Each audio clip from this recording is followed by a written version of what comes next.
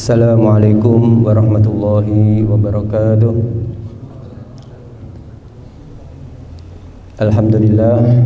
Alhamdulillahi bijami mahamidihi kulliha ma'alimtu minha wa ma lam a'lam. Asyhadu an la ilaha illallah wahdahu la syarika lah wa asyhadu anna sayyidana Muhammadan abduhu wa rasuluh.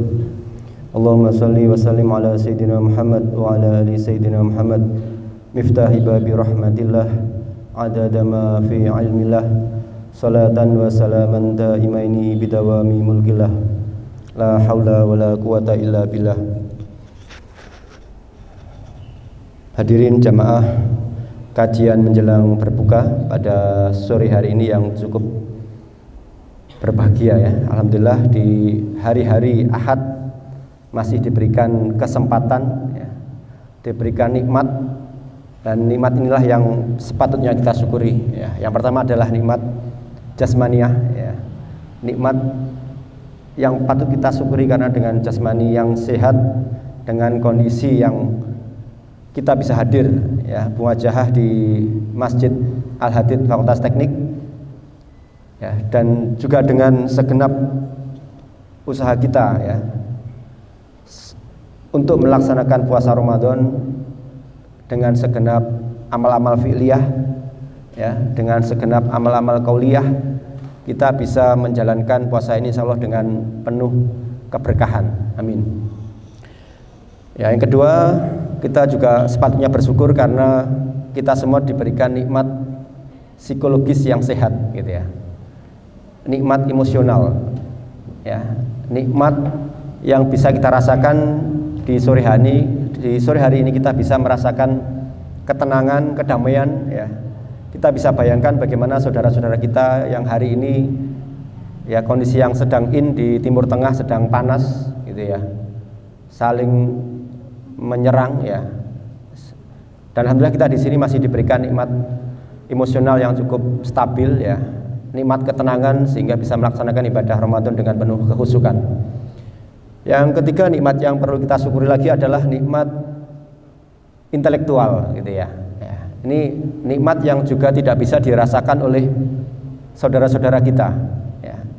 Dimana nikmat intelektual ini salah satu tandanya adalah kita diberikan kemampuan ya, untuk berpikir ya, untuk memahami sesuatu, untuk mengembangkan kemampuan rasional berpikir kita. Nah, inilah yang di dalam Al-Quran juga banyak disebut sebagai ulul albab. Nah, ini juga nikmat yang harus kita syukuri. Bahkan di Al-Quran pun banyak kita ditantang untuk mempertajam ya daya pikir kita dengan beberapa ayat ya. Afala ya'qilun, afala ta'qilun. Ya, kemudian afala ya'lamun dan bahkan banyak yang lagi. Nah, inilah nikmat ketiga yang patut kita syukuri, yaitu nikmat intelektual yang dicirikan dengan kemampuan kita di dunia akademik, terutama di Sivitas Akademika ini adalah kemampuan dalam berpikir dan mengembangkan logika kita gitu ya, salah satunya. Dan nikmat terakhir mungkin yang patut kita syukuri ya, dengan banyak-banyak bersyukur ya, adalah nikmat ruhani ya. Ini nikmat tertinggi. Dalam bentuk apa ya? Nikmat rohani ini bisa kita syukuri dalam bentuk nikmat iman. Nah, nikmat iman inilah yang tidak dimiliki oleh setiap orang ya, tidak dimiliki oleh setiap insan maupun setiap bahkan orang muslim yang lain bisa jadi gitu ya. Tapi keyakinan dalam keimanan inilah yang sepatutnya patut kita syukuri ya. Jadi ada 4 nikmat ini di pembukaan yang seyogyanya harus kita syukuri setiap saat, bukan hanya saat ini ya. Nikmat jasmani tadi dengan tubuh yang sehat untuk melaksanakan ibadah-ibadah fi'liyah, qauliyah. Nikmat emosional ya, berupa nikmat-nikmat psikologi yang ada di ketenangan pikiran kita. Yang ketiga adalah nikmat akademik ya, intelektual, dan yang terakhir adalah nikmat iman yang melekat pada rohani kita ya. Dan bahkan nikmat lain yang tidak bisa kita sebutkan satu persatu ya. Wa in ta'udu nikmatallahi la tusuha ya. Jadi andaikan kalian mengumpulkan nikmat itu dan menghitungnya, ini saya nggak akan sanggup menghitungnya karena cukup banyak Ya, kita bisa bayangkan satu oksigen, satu tabung aja sudah berapa ratus ribu gitu ya. Kita di sini bebas menghirup. Nah, kedua, salawat serta salam semoga tetap terlimpahkan kepada junjungan kita Nabi Agung Nabi Muhammad SAW yang telah memberikan jalan gitu ya. Sebagai perantaranya diturunkannya wahyu melalui beliau, sehingga pada hari ini kita bisa menjalankan ya, petunjuk-petunjuk yang ada di dalam Quran ya, dengan wahyu tersebut sampai sekarang pun masih tetap berjalan. Kita bisa bayangkan ya, wahyu-wahyu yang disampaikan kepada nabi yang lain atau perangkat untuk menunjukkan kenabian atau kerasulan itu sekarang bisa jadi bisa dikatakan tidak sehebat Al-Quran ya. Bahkan bisa dikatakan sudah tidak bisa berfungsi andaikan masih ada tongkatnya misal Nabi Musa gitu ya. Tongkatnya Nabi Musa mungkin kita pukulkan ya, mungkin bisa jadi Selat Hormuz tidak bisa terkuras airnya gitu ya. Itu hanya berlaku sekali saat itu saja ya. Bahkan kemampuan Rasul yang lain gitu ya, menghidupkan orang meninggal apalagi ya perahunya Nabi Nuh dan sebagainya ya, itu hanya berlaku sesaat itu. Tapi nikmat Al-Quran ini ya, yang dibawa oleh Rasulullah sampai sekarang masih bisa berdampak bagi kita semua. Nah, itu yang patut kita syukuri, dan beliau telah menunjukkan jalan ini menjadi jalan menuju Yaumul Qiyamah nanti ya, sebagai jalan yang terang. Nah, di kesempatan yang penuh berkah ini sedikit saya ingin menyampaikan urgensi Ramadan ya, sebagai bulan motivasi, bulan inspirasi, dan juga bulan aktualisasi ya, makanya kita setidaknya lebih produktif di bulan Ramadan ini dibandingkan bulan yang lain ya, walaupun di bulan lain itu ada bulan mulia yang disebutkan dalam Al-Quran ya, 4 bulan mulia di antara 12 bulan. Namun bulan Ramadan ini lebih mulia lagi karena ada wahyu yang turun di bulan Ramadan, yaitu Al-Quran. Nah, oke, mengawali itu ya, ini entah mitos entah paradigma yang selama ini banyak muncul gitu ya, atau fakta gitu ya. Nah, yang menyatakan bahwa Ramadan ini ya bulan mager gitu ya, malas bergerak, malas berpikir, malas merenung, atau malas apapun lah ya. Isinya ngantuk ya, mengharuskan harus tidur ya. Nggak masalah sebenarnya tidur pun ya, yang penting diatur nah. Atau 5L ya, lemah, letih, lesu, loyo, lunglai dan sebagainya. Ini banyak diantara kita kadang karena malam terlalu banyak memang sholat yang lebih panjang, akhirnya siang mengalami 5L ini ya. Ya, ada yang wajar, ada yang kelewat batas gitu ya, ada yang tidur dari pagi sampai sore. Nah, ini sebenarnya adalah mindset yang mungkin selama ini kurang sesuai gitu ya. Padahal di Islam sendiri ya, kita di bulan Ramadan ini tentunya harus merubah mindset positif ya.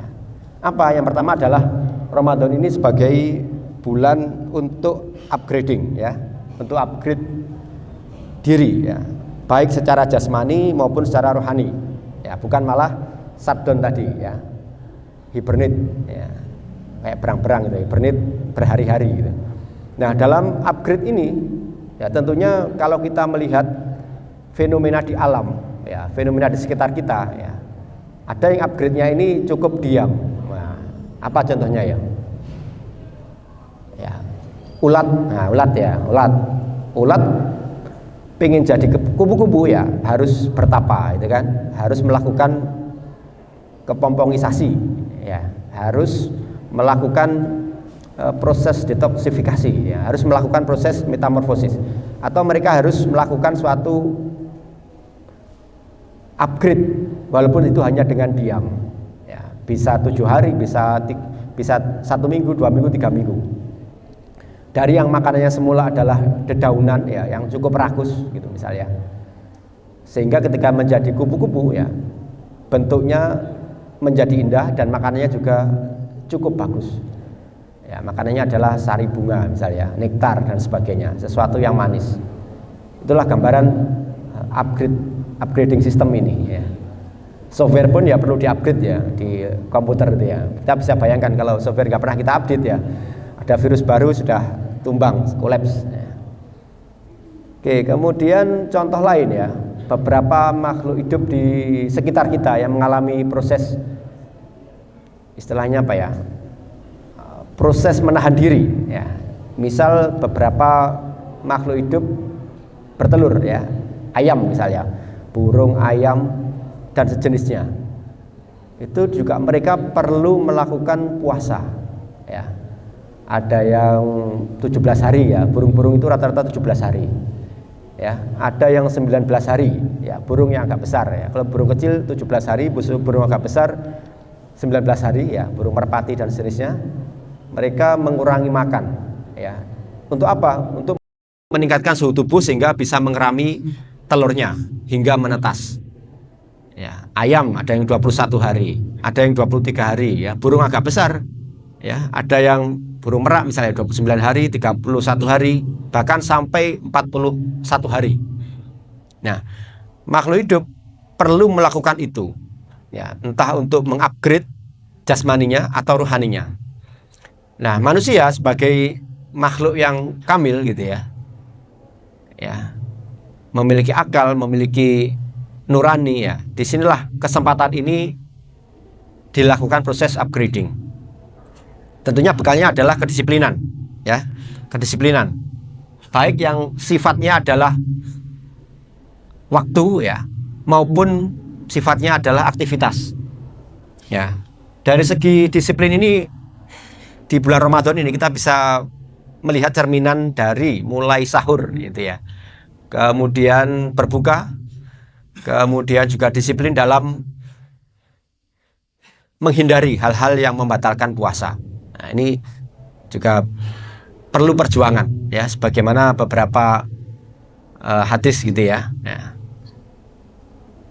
dengan penuh keimanan ya, man shoma ramadhana imanan wahtisaban ghufirallahu ma taqaddama min dambi ya. Barang siapa berpuasa dengan penuh keimanan, wahtisaban ya, dan penuh mengharapkan ridho dari Allah, maka ghufirallahu ya, akan diampuni dosa-dosanya yang telah lalu. Nah, ini sebagai suatu langkah ijtihad gitu ya, bersungguh-sungguh. Jadi untuk menata hati juga perlu disiapkan faktor kedisiplinan secara jasmani maupun secara rohani. Dan bahkan para salafus soleh juga di bulan Ramadan adalah momentum untuk bersemangat ya, menghatapkan Al-Quran, bersemangat untuk menulis buku, bersemangat untuk menulis kitab, bersemangat untuk menjalin silaturahim. Dan ini banyak dilakukan oleh para orang-orang soleh terdahulu. Nah, kalau bicara masalah dasar itu ya, ini saya rasa semua sudah hafal dari TK dulu gitu ya, di Al-Baqarah 183 ini. Bismillahirrahmanirrahim. Ya ayyuhalladzina amanu kutiba alaikumusyamu kama kutiba alal ladzina min qablikum la'allakum tattaqun. Ini insyaallah semua hafal. Ya. Namun kalau kita perhatikan ya, di sini ada beberapa terminologi yang sekiranya perlu kita kaji gitu ya. Ya, yang pertama adalah seruan ya. Seruan bagi orang-orang yang beriman. Ini tidak semua orang ya. Kalau di Al-Qur'an itu ada surat Al-Insan ya kan. Ya, ini di level jasmani gitu ya. Ada panggilan ya ayuhannas. Ya. Ini sudah aspek bukan hanya jasmani tapi sosial. Nah, di dalam puasa Ramadan ini, panggilan ini khusus orang-orang yang beriman. Jadi sudah di grade 3 gitu ya, kalau kita grading gitu. Jadi tidak semua orang terpanggil nantinya. Nah, kewajiban ini sebenarnya juga diwajibkan bagi kaum-kaum sebelumnya. Ya, mulai Nabi Adam sampai Nabi Isa gitu ya. Bahkan peradaban-peradaban kuno, Romawi, Yunani, ya itu semua juga banyak menjalankan ibadah ini ya, dalam bentuk yang berbeda. Bahkan masyarakat kita, di masyarakat Jawa terutama ya, itu bahkan puasanya macam-macam ya. Puasanya macam-macam. Ada puasa mutih gitu ya. Ada puasa ngerowot ya, tidak makan ini, tidak makan itu, makannya hanya sekali dan sebagainya. Jadi orang-orang Jawa dulu kalau pengen sakti itu harus minimal puasa. Ya, minimal puasa. Ya, ada yang tidak boleh makan makhluk yang bernyawa ya, hanya boleh makanan-makanan sayuran ya, atau yang tidak disembelih. Bahkan tidak dimasak. Tidak boleh yang dimasak. Ada yang ngerowot itu misalnya. Bahkan kalau kita lihat puasa-puasanya para nabi, ya, ini sudah bukan ibadah yang baru puasa ini, ya. Dari zaman Nabi Adam dulu, konon dari beberapa riwayat, ya, puasa Nabi Adam ini diperintahkan ya sesaat setelah Nabi Adam turun dari surga, ya, ketika turun di bumi dengan kondisi yang kurang baik gitu ya. Nabi Adam diperintahkan untuk puasa 3 hari setiap bulan. Yang kita kenal sekarang adalah Ayyamul Bid, ya, 13, 14, 15. Ya, dan juga disunahkan juga kita sebagai umat Rasulullah untuk menjalankan puasa ini.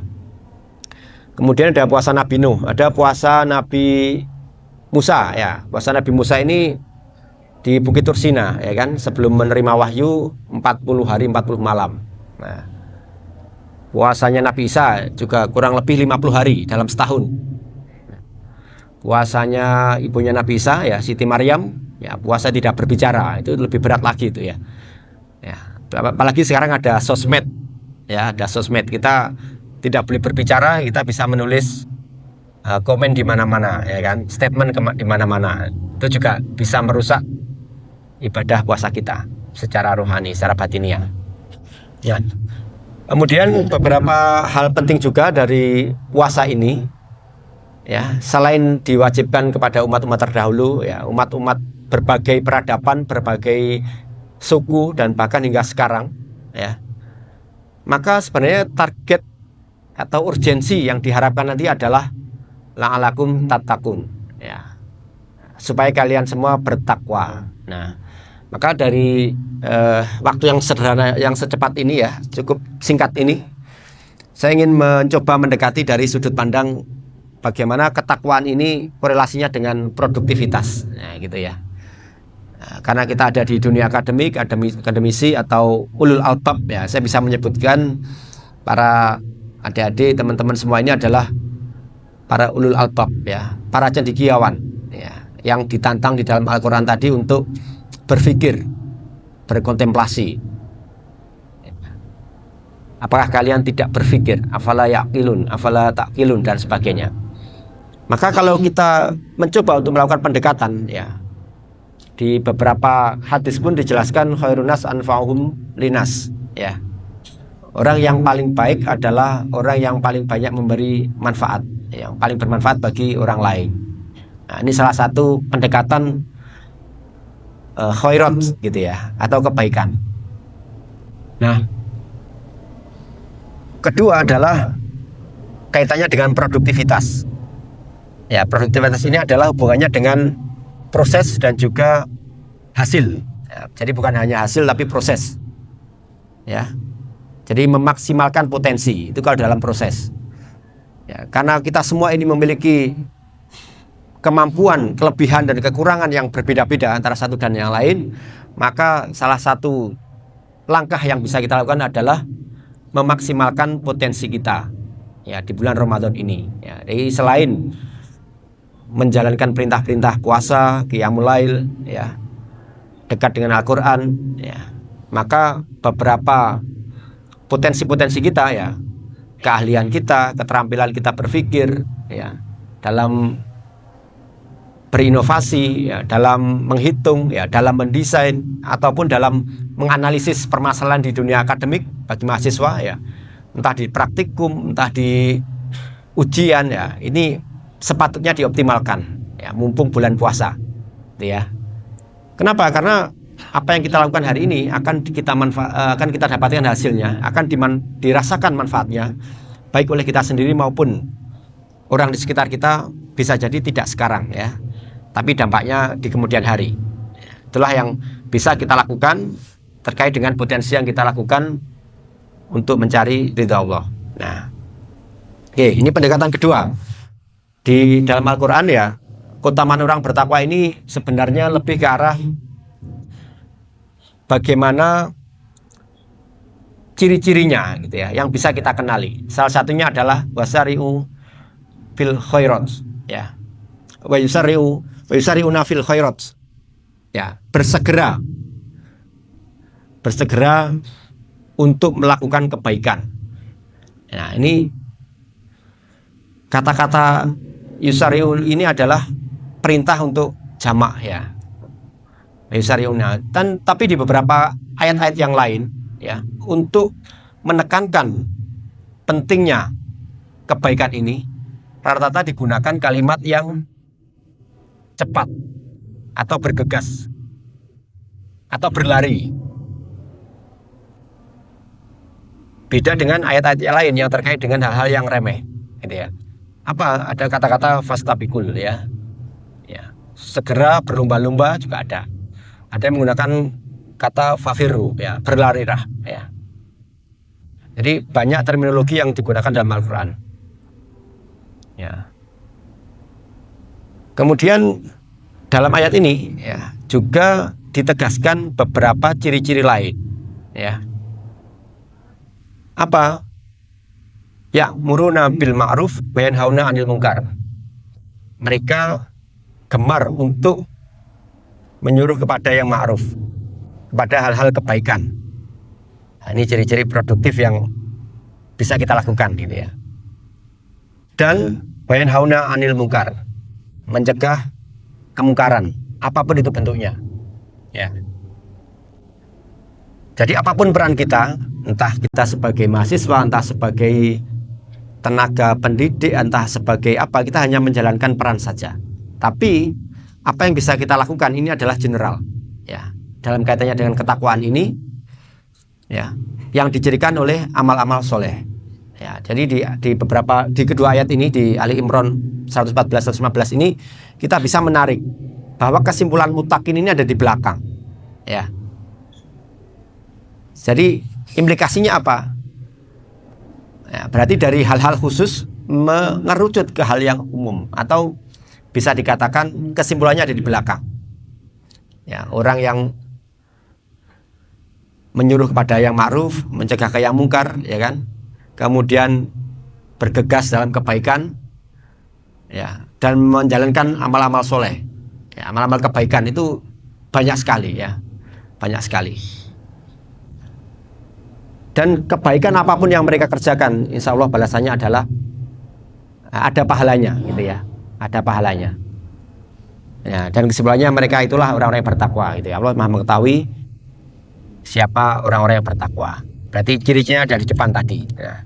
Sekarang kalau kita kaji lebih dalam lagi, ya, derajat takwa ini sendiri, ya, tentu diturunkan dari kalimat kata, ya, kata dasar takwa, ya. Ya, yang berasal dari kata wako, yaki, dan wikoyatan, artinya menjaga, menghindari, ya, kemudian menahan, waspada, ataupun melindungi dari mara bahaya, atau dari dosa, atau dari keburukan. Ya. Sehingga apa yang perlu kita lindungi dari apa, gitu kan? Jadi orang yang bertakwa secara azas minimal 4 ini, ya, menjaga dari yang haram, ya, yang jelas-jelas dilarang, itu diusahakan harus dihindari, karena terminologinya tadi adalah menghindari, ya. Kemudian juga menghindari atau menjaga dari yang subhat, ya, subhat ini yang nggak jelas, gitu ya, ini barangnya siapa, ya, ini harus dihindari.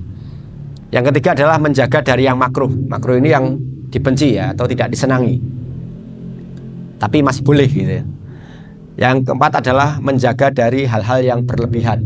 Nah, ini azas-azas takwa yang disarikan dari beberapa ayat, ya, dari terminologi takwa tadi. Kemudian apa dasar untuk membangun takwa? Dasarnya tetap iman, ya, karena kalau kita melihat perintah di 183 Al-Baqarah tadi, ya, dasar pertamanya adalah panggilan ini diserukan bagi orang-orang yang beriman. Apakah iman sampai? Ya, kedua harus dengan ilmu, gitu ya. Ada ilmu tentang puasa, ada ilmu tentang sholat, ada ilmu tentang bacaan Al-Quran dan sebagainya, ya. Ketiga adalah amal, ya.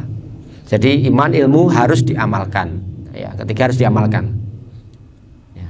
Ilmu tanpa amal, ya, sia-sia, ya kan. Amal tanpa ikhlas, ya, sia-sia, ya. Ya, jadi harus ikhlas lillahi ta'ala. Yang terakhir adalah dasarnya adalah istiqomah, harus konsisten, ya, harus konsisten.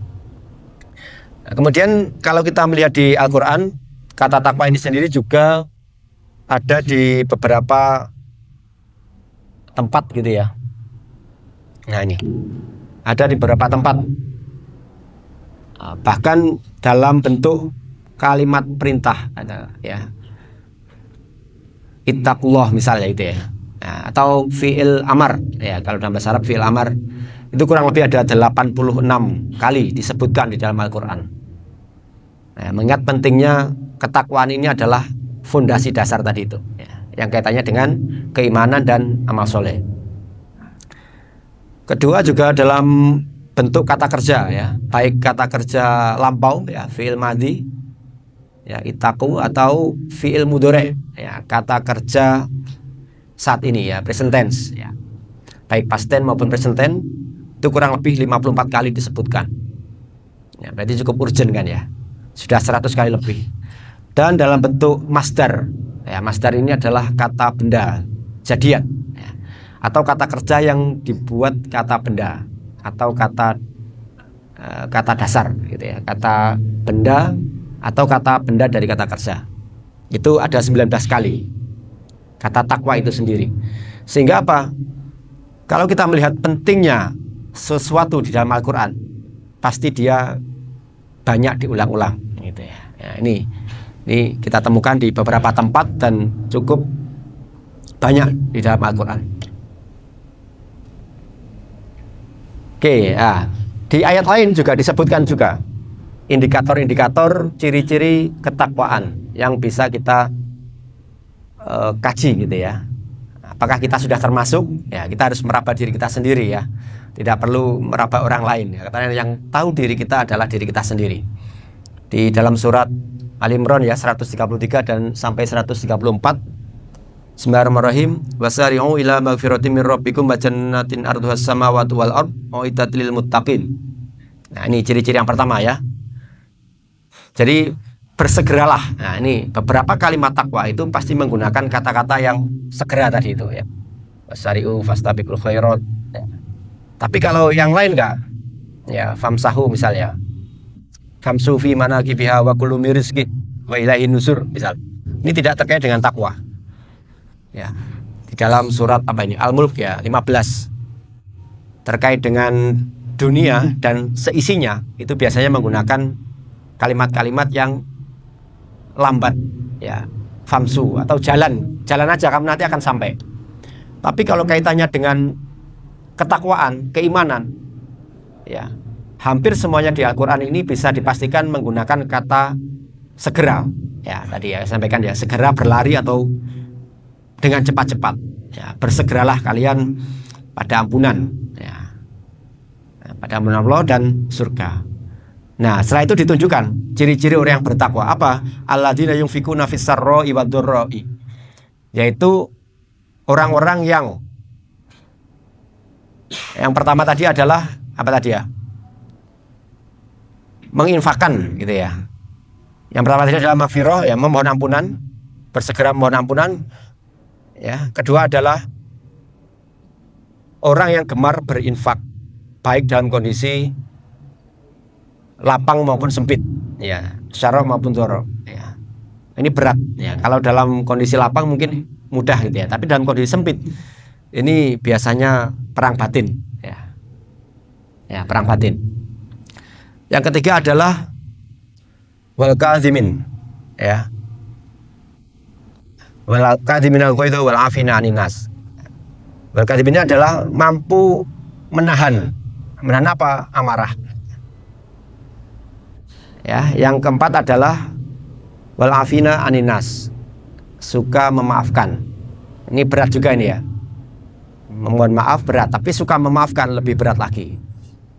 Ya. Wallahu yuhibbul muhsinin. Ya, dan yang terakhir adalah ada kata kunci, Allah mencintai orang-orang yang berbuat kebaikan. Nah, jadi ciri-cirinya tadi ya terkait dengan produktivitas itu adalah kebaikan apapun bentuknya ya, bisa menolong orang, bisa menyingkirkan duri di jalan, itu semua adalah bagian dari sedekah dan kebaikan ya. Dan balasan bagi mereka tadi adalah ampunan dan surga. Nah, itu ya. Nah, kemudian selain ketakwaan, ya. Oke, terkait dengan poin terakhir, balasan mereka adalah ampunan dan surga. Nah, ini saya juga ingin menyampaikan sepotong hadis yang cukup mungkin menjadi acuan kita, ya, memotivasi kita, ya, bahwa dalam hadis yang diriwayatkan oleh Abu Daud dan Tirmidzi menjelaskan ada 4 golongan. Nah, ini 4 golongan yang dirindukan oleh surga. Ya. Al-jannatu mustaqotun ila arba'ati nafar. Ya. Jadi surga itu merindukan 4 golongan. Ya, insya Allah diantara kita sudah banyak yang melaksanakan ini gitu ya, semoga ya. Yang pertama adalah ta'lil Quran, ya, orang yang gemar membaca Al-Quran. Wa hafidhil lisan, ya, orang yang menjaga lisannya. Yang ketiga adalah wa mut'imil ji'an, ya, orang yang memberi makan orang yang lapar atau memiliki empati yang tinggi bagi sesama. Dan yang keempat adalah wasoimi fi syahri Ramadan, yaitu orang-orang yang berpuasa di bulan Ramadan. Nah, inilah sekiranya momentum Ramadan ini adalah sarana gitu ya untuk meraih kerinduan ini. Artinya kita saat ini sudah dirindukan oleh surga. Ya, di posisi bulan ini, ya, menjaga lisan. Berarti apa? Berarti setidaknya kita memanfaatkan lisan kita untuk membaca Al-Quran. Nah, poin 1 juga masuk. Ya. Memberi orang makan, ya, ini banyak dilakukan di sekitar kita, ya, atau bisa kita lakukan kapanpun selama bulan Ramadan ini, ya, untuk takjil lah, untuk buka bersama atau untuk sahur bersama. Ini cukup ramai di Indonesia. Dan keempat-empatnya ini insya Allah bisa kita raih di bulan Ramadan. Oke, kita kaji pertama dulu ya. Yang pertama adalah Ramadan sebagai bulan Al-Quran. Balik. Nah, kenapa Ramadan ini menjadi bulan yang cukup penting, bulan suci gitu ya, tidak seperti bulan-bulan yang lain? Alasannya sebenarnya bukan hanya puasanya. Ya, ini saya sarikan dari guru saya dulu ya. Saya ingat betul waktu masih kecil, puasa ini menjadi mulia karena bukan puasanya, tapi karena Al-Quran. Rasulullah juga sama. Rasulullah ini menjadi Rasul penutup, ya, kenabian, ya, karena bukan lain-lain ya, karena wahyu Al-Quran ini. Bisa jadi kalau bukan Al-Quran diturunkan di Nabi Muhammad gitu ya, Rasulullah ini bukan Rasul penutup gitu loh ya. Jadi Rasulullah sendiri menjadi istimewa karena wahyu Al-Quran yang diembannya, yang harus disampaikan. Begitu juga kita gitu ya, manusia secara umum ya. Manusia menjadi bermartabat, manusia menjadi lebih mulia gitu ya, manakala di hatinya tertanam Al-Quran, ya. Entah menghafalnya, entah mengamalkannya, entah memahaminya, ya, entah membacanya. Inilah kelebihan Al-Quran. Jadi sesuatu yang dititipi Al-Quran itu akan menjadi mulia dibandingkan yang lain. Nah, itu kata kunci ini. Ini saya ingat betul ketika waktu itu saya masih kecil disampaikan ini, dan sampai sekarang masih melekat. Ya, dan ini sejalan dengan Al-Baqarah 185, ya kan? Bismillahirrahmanirrahim. Syahrul Ramadan alladzi unzila fihi al-Qur'anu hudan linnasi wa bayyinatin minal huda wal furqan. Ya. Bulan Ramadan ini adalah bulan diturunkannya Al-Qur'an sebagai, ya, petunjuk bagi manusia dan penjelas, ya, penjelas dari petunjuk-petunjuk itu. Karena petunjuk ini ada yang sifatnya umum, ada yang spesifik gitu ya. Ya. Wal furqan, dan pembeda antara yang hak, pembeda antara yang batil, pembeda antara yang halal, pembeda antara yang halal dengan yang haram. Ini jelas gitu ya. Nah, kalau kita melihat diturunkannya Al-Quran pada bulan Ramadan, kita juga bisa melakukan pendekatan. Hampir semua wahyu yang diturunkan kepada nabi-nabi itu turun di bulan Ramadan juga, ya. Nabi Ibrahim ya, dengan suhuf atau lembaran-lembaran wahyu saat itu ya, diturunkan juga pada awal Ramadan. Ya. Kemudian Taurat gitu ya, juga pada kurang lebih dalam riwayat 6 Ramadan. Ya. Injil ya, juga kurang lebih tanggal 13 Ramadan. Nah, Al-Quran di beberapa riwayat ya, di peristiwa nuzul Quran pada tanggal 17 Ramadan. Ya, yang diturunkan secara berangsur-angsur. Ya, namun turun secara komunal ya, dari Lauhul Mahfuz ke langit dunia pada malam Lailatul Qadar. Ya. Inilah bekal yang harus kita gunakan sebagai guidance ya, sebagai pedoman, petunjuk. Ya, entah kita nantinya sebagai engineer, sebagai teknokrat gitu ya, sebagai ekonom atau sebagai ahli apapun ya, inilah bekal yang harus kita pegang sampai nanti ya, sampai nanti ya. Jadi petunjuk ini ya semacam kita membeli barang gitu ya, membeli komponen, membeli peralatan ya, disertakan manual booknya ya, disertakan informasi cara penggunaan ya. Kalau kita melanggar buku panduan itu ya, apa yang terjadi? Ya konslet ya kan, meledak ya.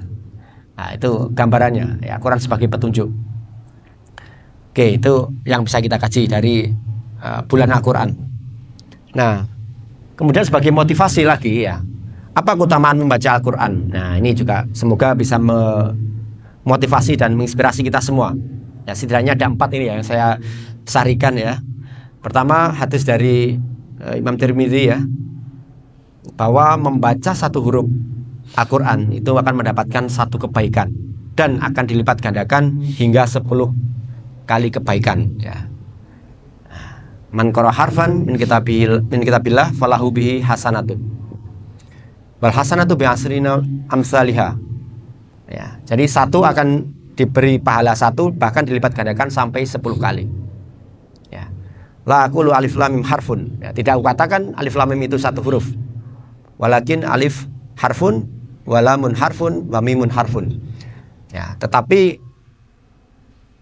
alif itu satu huruf, lam satu huruf, dan mim satu huruf. Nah, jadi sudah dapat 3 huruf ya, alif lam mim saja ya. Jadi belum lagi dilipat gandakan 10, sudah 30 kebaikan ya kalau mau kita hitung. Yang kedua adalah hadis dari Imam Ahmad bahwa membaca 100 ayat dari Al-Quran dicatat sebagaimana pahalanya sholat sepanjang malam ya. Man qara'a bimi'ati ayatin fi lailatin kutibalahu kunutul lailah ya. Jadi membaca 100 ayat pahalanya setara dengan sholat sunnah semalam suntuk. Wah, ini luar biasa ya. Yang ketiga ya, membaca Al-Quran mendatangkan kebaikan. Nah, ini insya Allah semua sudah sepakat juga ini ya. Ya, apa kebaikannya ya? Al-mahiru bil Quran ma'asafaratin kiramim baroroh ya. Barang siapa mahir atau lancar membaca Al-Quran ya, baginya nanti bersama para malaikat yang mulia ya, ini yang sudah mahir ya. Ya. Waladzina yaqra'ul Quran ya, bagian siapa yang membaca Al-Quran dengan bayatata atau terbata-bata gitu ya, wa huwa alaihi syakun lahu ajroni. Bagi yang masih terbata-bata atau masih gerudal-geradul akan mendapatkan ajroni ya, 2 pahala ya, pahala usahanya dan pahala Al-Qurannya itu sendiri. Nah, ini cukup memotivasi ya, bagi yang masih terbata-bata tidak perlu khawatir, tidak perlu ragu ya. Yang keempat adalah dengan membaca Al-Quran ini akan mendatangkan syafaat ya. Iqra'ul Quran fa innahu ya'ti yaumal qiyamah syafi'an li ashabih. Jadi bacalah Al-Quran, sesungguhnya Al-Quran nanti akan datang pada hari kiamat memberikan syafaat kepada yang membacanya di dunia ya. Jadi pada ahlinya, ahli Quran ya, yang mempelajarinya, yang membacanya, yang menghafalnya, yang mengamalkan, insya Allah semua akan mendapatkan syafaat atau pertolongan ya, akan menjadi saksi bahwa Al-Quran nanti telah dibaca oleh ahlinya ya. Bahkan di hadis lain 2 ya, puasa Ramadan dan Al-Quran yang akan bisa menjadi syafaat di hari kiamat nanti. Nah, inilah secuil motivasi gitu ya. Oke, terakhir berapa menit lagi Mas? Oke, 5 ya. Nah, ini akhir lah ya. Apa kaitannya dengan produktivitas di bulan Ramadan ini gitu ya? Maka sejujurnya kita bisa mengatur waktu dan energi. Ya, karena kita juga kemampuan kita terbatas, kemampuan fisik, kemampuan psikologis kita juga terbatas ya. Mungkin dengan puasa kita teredam amarahnya ya, tapi secara psikologis yang lain ya, ini juga bisa bervariasi setiap orang ya. Maka kita perlu melakukan manajemen waktu dan energi. Yang pertama apa? Kita harus bisa mengelola waktu untuk aktivitas ideal ya. Mulai pagi mungkin kita aktivitas yang agak berat ya kan. Next Mas. Ya, aktivitas-aktivitas yang berat di pagi hari ya. Mungkin sambil baca Quran ya, 1 halaman atau 1 juz ya. Yang cepat kan bisa 1 juz 2 juz kan ya, apalagi setengah hafal gitu ya. Agak siang ya, bisa beraktivitas sholat duha, bisa belajar, bisa praktikum, bisa yang lain ya.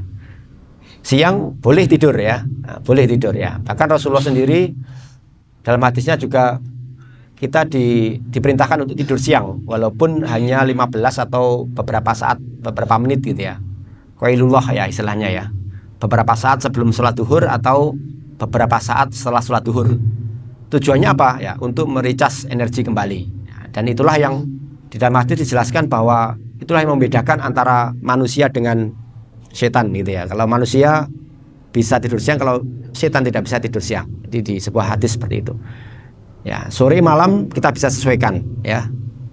Ya, bisa dengan olahraga, bisa dengan belajar, bisa dengan baca Al-Quran, bisa dengan ibadah-ibadah yang lain.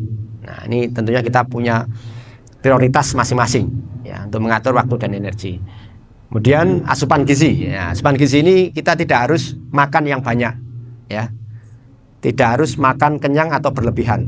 Yang penting bergizi atau bernutrisi, itu sudah cukup ya. Yang ketiga adalah olahraga ya, olahraga ringan terutama. Nah, yang hobi badminton ya, tenis atau lari, jogging silahkan. Yang penting tidak over activity ya, sehingga tumbang di lapangan ya. Ya, kenapa? Karena ini diperlukan untuk memperlancar peredaran darah di otak kita gitu kan. Menjaga kebugaran, menjaga stabilitas ya otak kita dan sebagainya ya. Yang keempat adalah mengoptimalkan output ibadah ya. Kita masih ada 2/3 lagi ya, ya. Terutama nanti di akhir Ramadan ada Lailatul Qadar yang harus kita jemput ya. Ini yang dengan iktikaf misal. Nah, ini butuh energi yang lebih ya. Syukur-syukur nanti di Al-Hadid ada iktikaf atau sholat malam gitu ya. Kalau di MRP ada Mas ya. Ya, boleh nanti kalau yang masih ada di Malang pengen ngadakan di sini silahkan kita usulkan gitu ya ke panitia. Karena ini cukup besar dampaknya. Ya. Dan 2 hal ini yang sering kita lupakan ya. Ya, yaitu sehat dan apa istilahnya? Waktu. Ya, waktu luang. Oke, terakhir adalah doa. Thank Mas. Nah, doa. Jadi untuk memantapkan hati kita ya, kita tidak bisa hanya berfokus pada aktivitas jasmaniah ya, aktivitas-aktivitas yang berkaitan dengan fi'liyah, dengan qauliyah ya, fisik atau aktivitas sholat semata gitu ya. Tapi harus di dalamnya Ramadan ini khusus perintah Rasulullah adalah kita diperintahkan untuk banyak membaca zikir ini ya. Perbanyaklah pada bulan Ramadan membaca 4 hal atau berzikir dengan 4 perkara ini. Yang 2 diantaranya adalah untuk meraih ridho ya, dan 2 diantaranya adalah sesuatu yang kamu butuhkan. Apa itu untuk mendapatkan ridho ini ya? Yang pertama adalah kalimat tauhid ya. Kalau di sini saya bold merah ini ya. Ya. Yaitu la ilaha illallah ya. Biasanya kalau di dalam tarawih, di sela-sela tarawih ada yang membaca ini ya. Ya, kemudian wastaghfiru atau wastaghfirullah. Ya, kalau perintahnya bacalah istighfar kepadanya gitu kan. Tapi kalau kita baca biasanya adalah wastaghfirullah, atau ighfirli, itu juga bisa. Atau la ilaha illallah wastaghfirullah. Nah, itu kalau digabung dalam untaian doa. Ya, dua lainnya adalah ya fas'alunallah al-jannah, memohonlah kepada Allah surga. Atau kita biasanya berdoa dengan as'alukal jannah atau nas'alukal jannah atau nas'aluka ridhoka wal jannah. Ya, yang terakhir adalah wa na'udzu bihi minan nar, atau kita sebutkan wa na'udzu bika minan nar dalam panjatan doa. Ya. Ya, memohon kepadamu ya dijauhkan dari api neraka. Ya, sehingga 4 rangkaian doa inilah yang tentunya seharusnya kita baca ya di setiap hari atau setiap malam. Ya, ada yang merangkai dengan kalimat yang panjang, la ilaha illallah wastaghfirullah, ya, as'alukal jannah wa a'udzubika minan nar. Ya. Kemudian ada yang disempurnakan lagi ya di malam biasanya, Allahumma innaka afuwun tuhibbul afwa fa'fu anni. Ya, itu semakin sempurna ya. Dan doa inilah yang diperintahkan Rasul dan diamalkan oleh para salafus soleh hingga saat ini. Tuh. Oke, demikian kurang lebih waktunya sudah mendekati waktu berbuka. Perlu berdoa bersama, Mas? Oke, baik. Marilah kita tutup dengan doa. Semoga apa yang kita kaji pada sore hari ini mendapatkan keberkahan dan senantiasa mendapatkan ridho dari Allah Subhanahu wa taala. Marilah kita tutup dengan doa. Allahumul Fatihah.